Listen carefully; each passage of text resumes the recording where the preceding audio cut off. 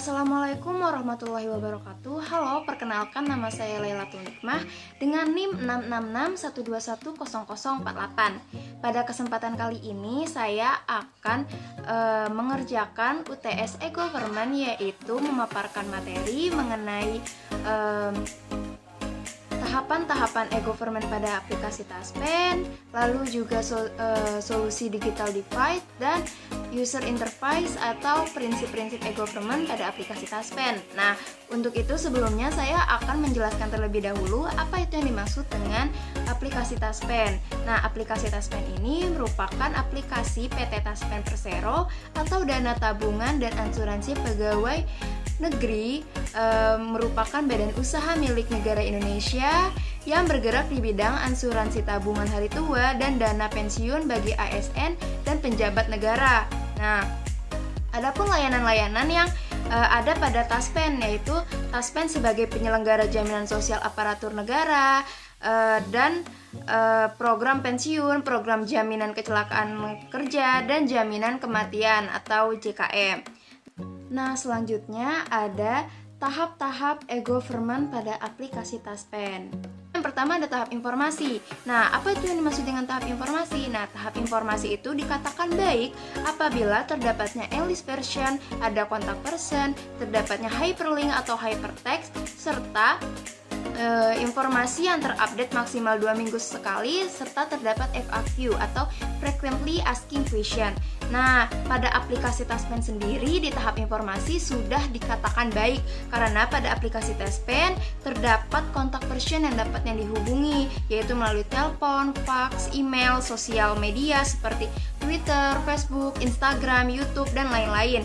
Nah, jadi di aplikasi Taspen ini sudah dikatakan baik karena terdapat sosial media atau kontak person yang dapat dihubungi, serta terdapat FAQ, frequently asking question, yaitu berupa pertanyaan yang sering ditanyakan pengunjung yang terupdate maksimal 2 minggu sekali. Lalu yang kedua itu ada tahap komunikasi.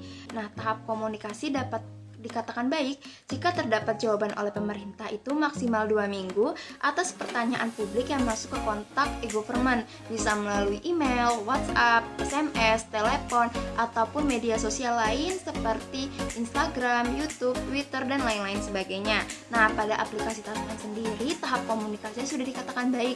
Hal ini dilihat dari jawaban yang dikirim oleh aplikasi Taspen terhadap para pemakai aplikasinya. Contohnya itu saya telah menghubungi Taspen melalui Instagram dan hanya hitungan menit dan jam saja Taspen telah menjawab pertanyaan dari saya. Hal ini dapat dikatakan bahwa Taspen telah melakukan tahap komunikasi yang baik dan cepat tanggap. Lalu yang selanjutnya itu ada tahap e-Gov, yaitu tahap transaksi. Nah, tahap transaksi ini merupakan tahapan yang dimana pada aplikasi e-Gov tersebut terdapat proses transaksi, bisa melalui OVO, m-banking, dan lain-lain sebagainya. Nah, pada Taspen sendiri tidak terdapat tahap transaksi. Namun, pemakai aplikasi Taspen seperti pensiun dapat mengambil uang mereka melalui ATM.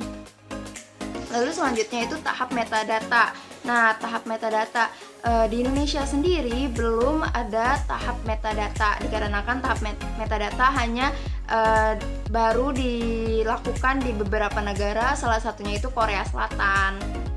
Nah, selanjutnya itu ada solusi digital divide pada aplikasi Taspen. Nah, apa sih yang dimaksud dengan digital divide? Nah, digital divide itu kan merupakan kondisi adanya kesenjangan digital divide pada aplikasi e-Gov tersebut. Nah, contohnya itu digital divide pada aplikasi Taspen sendiri itu terdapatnya kendala, yaitu berupa hambatan bagi para pensiun ataupun lansia yang ingin mengakses aplikasi Taspen. Nah, hal ini tuh dikarenakan kurangnya pemahaman atau dapat dikatakan gaptek pada aplikasi Taspen. Nah, contohnya itu misalnya pada ingin memasuki aplikasi Taspen, yaitu autentikasi Taspen untuk pensiunan yang sering kali gagal. Nah, hal itu tuh biasanya disebabkan karena server penuh pengguna aplikasi dan salah dalam mengikuti instruksi dan jaringan yang tidak stabil. Lalu solusi-solusi apa yang dapat dilakukan untuk mengatasi digital divide ini. Nah,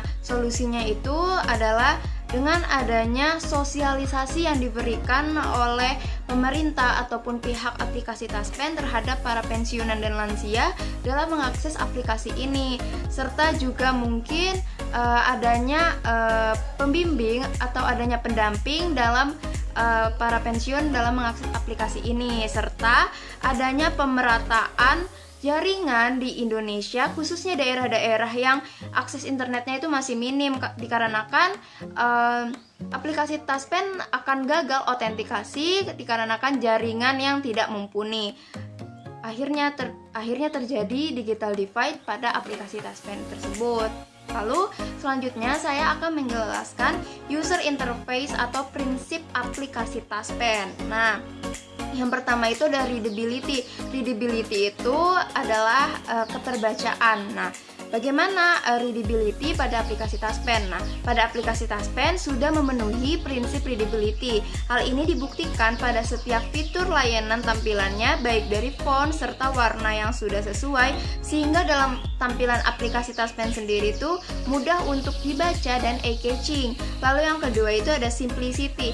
Simplicity itu dapat dikatakan simple. Nah, pada aplikasi Taspen sendiri sudah memenuhi prinsip simplicity. Hal ini dilihat pada alur desain fitur layanannya yang telah simple dan kita dapat dengan mudah mengakses layanan yang kita perlukan karena prosesnya yang simple dan tidak berbelit-belit.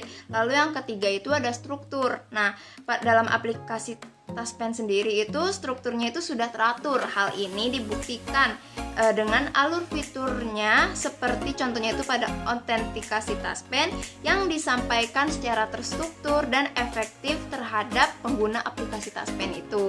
Lalu yang keempat, yang terakhir itu ada memorability. Nah, pada prinsip ini aplikasi Taspen juga telah memenuhi karena tidak terdapat kesulitan dalam mengingat setiap fitur layanan dikarenakan alur informasi yang ditampilkan sudah mudah diingat dan simple dikarenakan sudah terdapat arahan setiap alur fiturnya. Jadi dapat dikatakan memorability pada aplikasi Taspen sudah memenuhi. Begitulah yang dapat saya sampaikan, kurang lebihnya mohon maaf. Wassalamualaikum warahmatullahi wabarakatuh.